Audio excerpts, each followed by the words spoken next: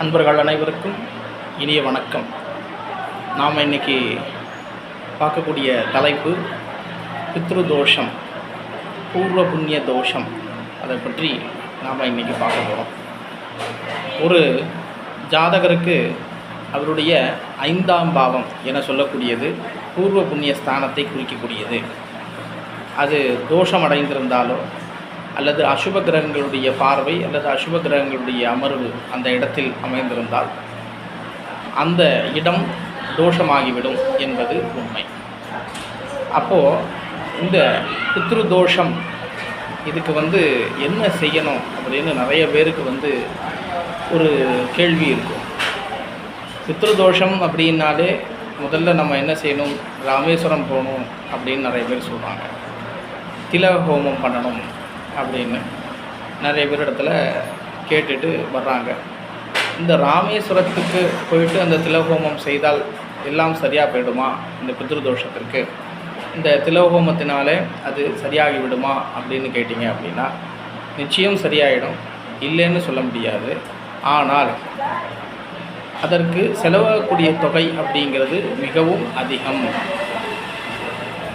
இப்போது நாங்கள் இந்த திலகோமத்துக்கு 3000 ஆவர்த்திகள் பண்ணுவோம்.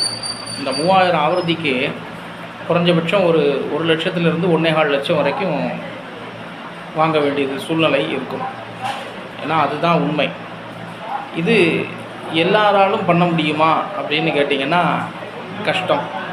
கொஞ்சம் மிடில் கிளாஸில் இருக்கிறவங்க, ஏழை மக்களால் இந்த பித்ருதோஷத்தை அப்போ நிவர்த்தி பண்ண முடியாதா அப்படின்னா முடியும். அதற்கு ஒரு இடம் இருக்கிறது. அதுதான் திருவள்ளம் என சொல்லக்கூடிய திருவனந்தபுரத்திலிருந்து சரியாக 7 கிலோமீட்டர் தொலைவிலே அமைந்திருக்கக்கூடிய திருவள்ளம் பரசுராமர் கோயில்.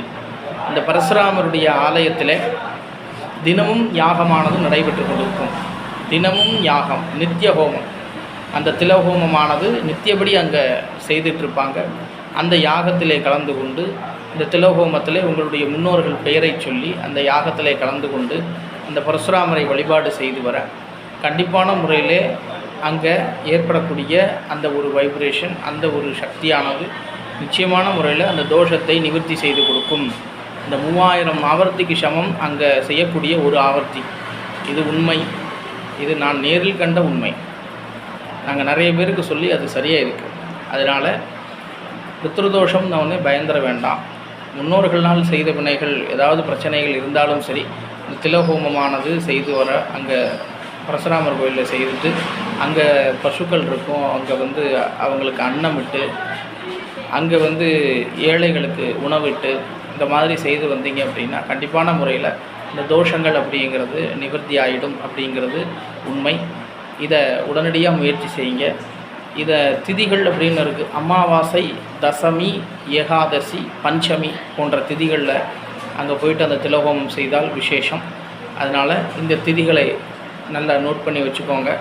அந்த திதிகளில் போயிட்டு நீங்கள் அங்கே அந்த தோஷ பரிகாரத்தை நிவர்த்தி பண்ணிட்டு வாங்க.